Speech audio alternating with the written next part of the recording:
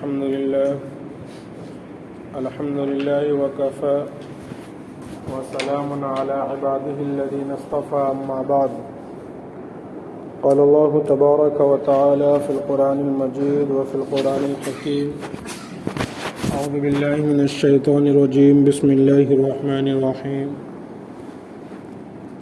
والفجر وليال عشر والشفع والوتر والليل إذا يسر صدق الله المولانا العظيم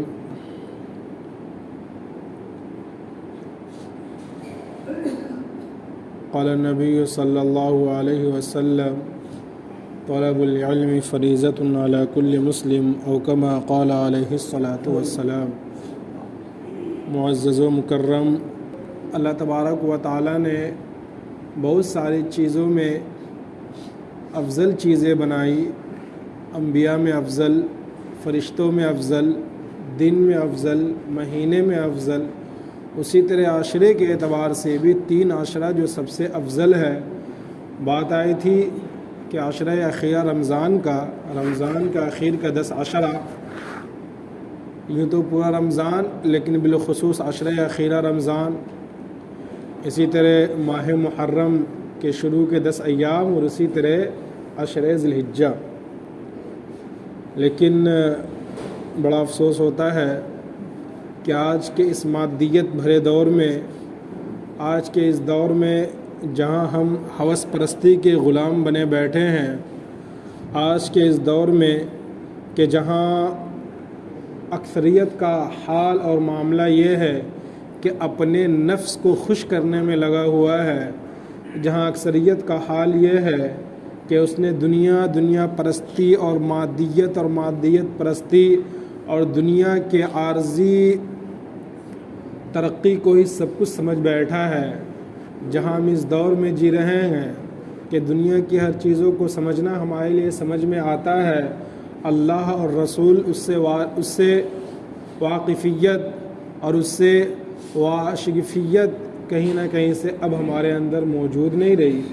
خلاصہ کلام یہ کہ مجھے یاد آتا ہے ایک زمانہ تک کہ عاشرہ ذی الحجہ جس ذی الحجہ میں ہم گزر رہے ہیں، یعنی کہ آج سے جو شروع ہو چکا ہے، الحمدللہ ثم الحمدللہ، جس طرح ہم رمضان میں دیکھتے ہیں نا کہ رمضان مسلمانوں کے لیے ایک ایسا مہینہ ہے کہ غیر بھی سمجھتا ہے کہ یہ رمضان ہے۔ غیر مسلمین جب ہمارے محلے میں آ جائے، ہماری بستی میں آ جائے، ہماری افطار کے وقت آ جائے، ہماری سحری کے وقت آ جائے اور ہماری تراویح کے وقت مسجد سے باہر، اندر نہیں باہر، تو یہ محسوس کرتا ہے، لگتا ہے مسلمانوں کا رمضان چل رہا ہے۔ اور یاد رکھے، یہ بھی افسوس ہے کہ ہمارے بازاروں سے پتہ چلتا ہے کہ رمضان ہے، اور بہت کم ہماری مسجدوں سے پتہ چلتا ہے، بہت کم ہماری تراویح سے پتہ چلتا ہے، اور بہت کم ہمارے گفتار سے، کردار سے، اخلاق سے، ویوہار سے پتہ چلتا ہے۔ البتہ ہماری بستیوں سے ضرور پتہ چلتا ہے، چونکہ دکانیں بڑھ جاتی ہیں، لوگوں کا جاگنا بڑھ جاتا ہے، رات بھر جاگیں گے لیکن رات کو 2 رکعت پڑھنے کی توفیق نہیں ہوگی۔ میں سب کی بات نہیں کرتا۔ خیر عزیزان گرامی، اسی طرح عشرہ ذی الحجہ ہے۔ میں مسلسل 1 ہفتہ سے اسٹڈی کر رہا ہوں، چونکہ ایک ذہن میں تھا کہ ذی الحجہ پہ بات کرنی ہے، تو میں انگشت بدندہ ہوں کہ جس امت کے پاس اتنی بہترین تعلیم ہو، اتنی بہترین معلومات ہو۔ آپ دیکھیں نا، آپ رمضان میں اکثر بات سنیں کہ یہ جو لیلۃ القدر ہے جی، اور پچھلے ہفتہ میں نے آپ کو حدیث سنائی کہ لیلۃ القدر کی رات میں جاگنا، عبادت کرنا، قرآن کیا کہہ رہا ہے؟ انا انزلناہ فی لیلۃ القدر، لیلۃ القدر خیر من الف شہر، 1000 مہینے سے افضل، اور صرف 1000 نہیں، 1000 مہینے سے زیادہ افضل اب کتنا ہوگا؟ 1000 سے بھی زیادہ کتنا ہو سکتا ہے؟ تعجب کی بات ہے۔ اور پھر آپ کو تعجب بالکل مربوط ہے عشرہ ذی الحجہ اور شب قدر، لیلۃ القدر مربوط ہے۔ آپ صلی اللہ علیہ وسلم نے فرمایا کہ عشرہ ذی الحجہ کی راتوں میں جو عبادت کرے، جو قیام اللیل کرے، راتوں کو جو عبادت کرے، تو اس کی عبادت لیلۃ القدر کی عبادت کرنے کی طرح ہے۔ کیا مطلب ہوا؟ آپ نے یہ کام، پچھلے بار آپ نے یہ کام کیا تھا تو آپ کو ہم نے 1 لاکھ روپیہ دیا تھا، اور آپ جب یہ کام کریں گے نا تو ہم اس کا بھی 1 لاکھ روپیہ دیں گے یا اس سے زیادہ دیں گے۔ تو تو پتہ کیا چلا، دونوں ہی کام کی اہمیت بہت بڑھ کر کے ہے. جس طرح ہم نے من کے ساتھ اس کام کو کیا تھا، اسی طرح دل کی چاہ کے ساتھ ہم کو اس کام کو بھی کرنا ہے. میں پچھلے بھی جب میں کتاب دیکھ رہا تھا تو یہ حدیث میرے ذہن سے نہیں گزری تھی. میں پچھلے کئی سال سے عشر ذی الحجہ کے تعلق سے بھی بات کر رہا ہوں، لیکن یہ حدیث بالکل ناگاہی طور پہ پچھلے چند دنوں پہلے میری نظر سے گزری کہ عشر ذی الحجہ کی راتوں میں بھی جو شخص عبادت کرے، اور خوب یاد رکھے جب بات عبادت کی آتی ہے، راتوں کی عبادت کی بات آتی ہے، تو اس بات کو خوب یاد رکھے، خوب یاد رکھے، راتوں کی عبادت سے مراد مغرب کی نماز سے ہی راتوں کی عبادت شروع ہو جاتی ہے. یہ ہمارے معاشرے میں ایک ذہن یہ بھی بنا ہے، جب راتوں کی عبادت کی بات آتی ہے تو ایک ذہن بنا ہے، اور عورتوں کے اندر زیادہ یہ ذہن بنا ہے کہ مطلب اب 12 بجے سے تیار ہونا ہے، ابھی نہیں نماز بھی نہیں پڑھنا، جماعت بھی چھوڑ دینا، تکبیر اولیٰ کا بھی اہتمام نہیں کرنا ہے، اور تھوڑا جاگ کے دوستوں کے ساتھ گھومنا پھرنا، ادھر ادھر گپ شپ کرنا. اب 12 بج گیا، اب چلو بھائی عبادت کرنے، چونکہ رات کی عبادت ہے. یہ غلط تصور قائم ہوا ہے. جب بات راتوں کی عبادت کی آتی ہے تو اس کا مطلب یہ ہوا کہ مغرب کے وقت سے یہ ایکٹیو ہو جائے، مغرب کی نماز با جماعت پڑھے، ہو سکے تو تکبیر اولیٰ کے ساتھ پڑھے. یہ تو ہمیں زندگی بھر کرنا ہے، لیکن میں آپ کو بتلا رہا ہوں، جب ہم بات یہ کہتے ہیں نا راتوں کی عبادت، چونکہ رات کی ابتدا یہ آپ کے مغرب سے ہی ہے، غروب آفتاب سے ہی ہے.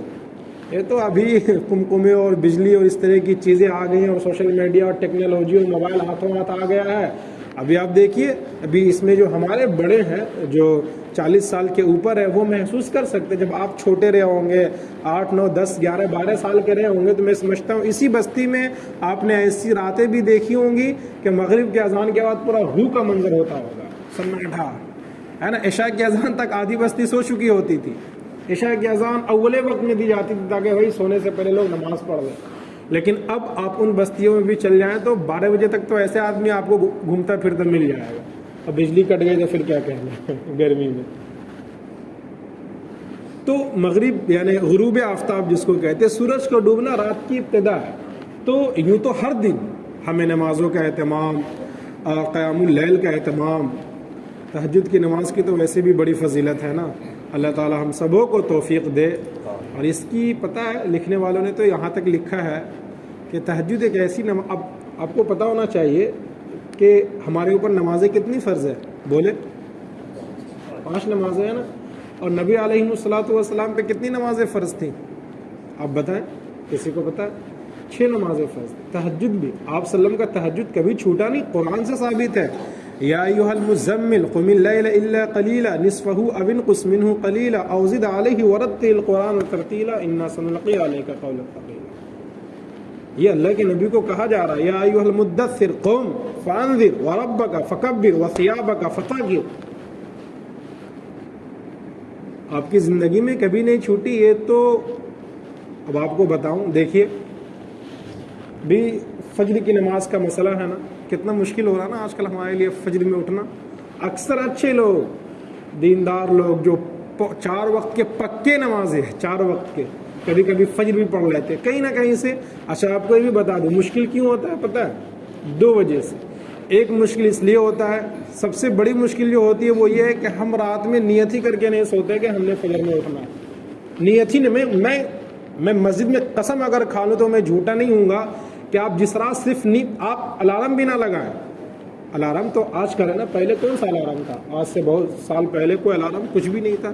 لوگ سحر بھی کر رہے ہیں، افطار بھی کر رہے ہیں، اور سب کچھ ہو رہا ہے. سب سے پہلی چیز جو لوگ نماز پڑھتے ہیں میں ان کی بات کر رہا ہوں، جو ظہر اور عصر اور مغرب عشاء کا بھی نیت نہیں کرتے تو اس کے بارے میں کیا کہا جائے. جو 4 نماز پڑھتے ہیں اور فجر ان کی چھوٹ آ رہی ہے، اور میں سب سے کہوں گا ہم سب کو نماز پڑھنی چاہیے. اور آج سے کم آج دیکھیے، آج 1 تاریخ ہے رمضان میں، ہم سب کی ہر ممکن کوشش ہوتی ہے نا کہ ہم نماز پڑھیں. یہ عشر ذی الحجہ جو چل رہا ہے بہت اہمیت کا ہے. حدیث شریف کے اندر اس کے بڑے فضائل آئے ہیں. ایک حدیث میں تو اللہ کے نبی نے یہاں تک کہا کہ دنوں میں سے عشر ذی الحجہ کے علاوہ کوئی ایسا دن نہیں ہے جس کی عبادت اللہ کو سب سے زیادہ پسندیدہ ہے. ایک بار سبحان اللہ کہنا ان عشر ذی الحجہ میں، جی ایک عبادت کا کر لینا، کوئی عمل کا کر لینا، کوئی صدقہ کا کر دینا. بات سمجھ میں آ رہی؟ یہ وہ دن ہے کہ ان دنوں میں جو بھی کام کیے گئے اور دنوں کے اعتبار سے اللہ کو بہت زیادہ پسندیدہ ہے. جیسے مثال کے طور پہ آج ہم بہت خوش تھے اور اس خوشی کے بیچ میں ایک اور خوشی ہمیں ملی. ہم نے کہا یار سبحان اللہ بھائی فلاں صاحب آپ کے کیا کہنے, آج تو میں بہت خوش تھا لیکن آپ نے یہ خوشخبری سنا کہ میری خوشی میں مزید اضافہ کر دیا. آپ یہ خوشخبری 2 دن پہلے بھی سناتے تو اچھی بات تھی, بہت اچھی بات تھی, لیکن آپ نے آج جو یہ خوشخبری سنائی نا تو میرا دل اور باغ باغ ہو گیا. بات سمجھ میں آ رہی ہے؟ اسی طرح کہ اعمال تو اللہ کو پسند, ارے یار سدھرے گا نہیں کر آئیے تو آواز نہیں ہے دیکھ لے گا نا. اعمال بڑھا دیجیے. سبحان اللہ سبحان اللہ. ٹھیک ہے, اعمال تو یوں بھی پسندیدہ ہے, لیکن جب اللہ کے نبی علیہ الصلوۃ والسلام یہ کہہ, اچھا دیکھیں ایک بات اور, ابھی جو میں نے آپ کے سامنے قرآن شریف کی آیت پڑھی سورۃ الفجر والفجر وليال عشر والشفع والوتر واللیل اذا یسر هل فی ذلک قسم لذی حجر. اللہ تبارک و تعالیٰ نے اسی عشر ذی الحجہ کی قسم کھا کر اس کی خصوصیت کو, اس کی اہمیت کو بڑے اہتمام کے ساتھ ذکر فرمایا. اب میں یہ پوچھنا چاہوں گا, فضا سے سوال کروں گا, کس کے لیے رمضان المبارک, کس کے لیے قرآن, کس کے لیے رمضان کا عشرہ اخیرہ, کس کے لیے ذی الحجہ اور ذی الحجہ کی شروع کے 10 تاریخ کس کے لیے, بقرعید کس کے لیے, زکوٰۃ کس کے لیے, حج کس کے لیے, سچ کو بولنا جھوٹ کا نہ بولنا کس کے لیے, آپ بتائیں نا. غیر مسلمین کے لیے. آپ سے سوال کر رہا ہوں کس کے لیے یہ جمعہ کا اسٹیج, یہ بیانات کس کے لیے؟ اس لیے کہ ہم ان باتوں کو سن کر اپنی زندگی کے اندر تغیر و تبدل لا سکیں. بیانات ہم سن رہے ہیں پچھلے 100 سال سے, اور پچھلے 100 سال کے ہم میں سے ہر شخص جب سے پیدا ہوئے تب سے سن رہے ہیں. اور یہ وقت کا بہت بڑا فتنہ ہے عزیزان گرامی. کل اللہ پوچھے گا, یاد رکھیں, اللہ تعالیٰ مجھے بھی بچائے, اللہ مجھ سے بھی پوچھے گا تمہارا کہنے کا مقصد کیا تھا. ہاں اللہ پوچھے گا تمہارا کہنے کا مقصد کیا تھا, کیا یہ کہ تم ایک عالم کہلواؤ, بولے جاؤ, یا تمہاری تعریف ہو جائے کہ فلاں صاحب تو بہت شاندار بیان کرتے ہیں, یا مقصد یہ تھا کہ قوم کے اندر بھی کچھ بیداری آ جائے. اور سننے والے سے بھی پوچھو گی کہ تم جب جہاں جس طرح سے بھی دین کو سنے اس پہ عمل پیرا کتنا ہوا. ہم یہ نہیں کہہ سکتے کہ ہاں اللہ تعالیٰ ہم تو جب سے بالغ ہوئے اپنے مسجد میں خوب بیان سنے اور فلاں مولوی صاحب ایسے کرتے تھے. نہیں, گاڑی پھنسنے والے. انبیاء علیہ السلام ہے نا, دیکھیے انبیاء علیہ السلام کے بارے میں آتا ہے نا کہ پچھلی قومیں جو ہوں گی, پچھلی قومیں وہ اپنے انبیاء کا انکار کریں گی تو اللہ تبارک و تعالیٰ اس امت, یہ جو ہم سب یہاں بیٹھے, اس امت کو گواہ بنائیں گے. اللہ کے رسول گواہی دیں گے, رسول کا بھی انکار کریں گے پچھلی امتیں, پھر اس امت کو کھڑا کیا جائے گا, یہ امت گواہی دیں گی, ہاں اللہ تعالیٰ آپ نے نوح کو بھیجا تھا, اور نوح علیہ السلام کو نبوت دی تھی, آپ نے ابراہیم کو, آپ نے موسیٰ کو, آپ نے عیسیٰ کو, آپ نے تمام انبیاء کو بھیجا. تو پچھلی امتیں حیران ہو جائیں گی, یار اس کو تو ہم پہچانتے بھی نہیں, میرے بارے میں کیسے گواہی دے رہا. تو پھر ہم لوگ کہیں گے کہ یا اللہ آپ نے ہمارے بیچ ایک کتاب قرآن ہدایت بھیجی تھی, اور اس کتاب پہ ہم سب کا عقیدہ تھا ذالک الکتاب لا ریب فیہ. ہم آنکھوں سے دیکھ کر گمراہ ہو سکتے ہیں, لیکن فدا کا ابی و امی, جو بات آپ کے رسول نے کہہ دی اور جو بات آپ نے قرآن میں اتار دی وہ غلط نہیں ہو سکتی ہے. ہم نے اس قرآن میں پڑھا ہے اور پھر چیزیں ہوں گی. تو جناب والا پچھلی امتوں کے ساتھ جب اس طرح کے معاملات ہیں تو ہم یہ کیسے سوچ سکتے کہ چلو اب تک من حیث المسلمان ہمارا ذہن یہی بنا ہوا ہے کہ بس چلو جیسے زندگی گزر رہی ہے گزار دینے. تو یاد رکھیں, خوب یاد رکھیں, خوب سمجھیں, زندگی گزارنا اور بچے کو پیدا کر دینا اور بچے کا صبح شام پیٹ بھر دینا, یہ کام ایک جانور بھی کرتا ہے نا. ارے ایک جانور بھی کرتا ہے نا, وہ بھی زندگی گزار رہا ہے, شہوت اس کے اندر بھی ہے, بیچ راستے میں بھی وہ شروع ہو جاتا ہے اور بچے پیدا کر رہا ہے اور بچہ کھا پی کے بڑا بھی ہو جا رہا ہے. ایک مسلمان کی زندگی اس سے فروتر ہے. ایک مسلمان کی زندگی یہ نہیں ہے. ایک مسلمان کی اصل کامیابی یہ ہے کہ اس کا ایک ایک لمحہ, ایک ایک سیکنڈ کس طرح اللہ اور اس کے رسول کے تابع فرمان ہو کر کے گزرے. ایک مسلمان کی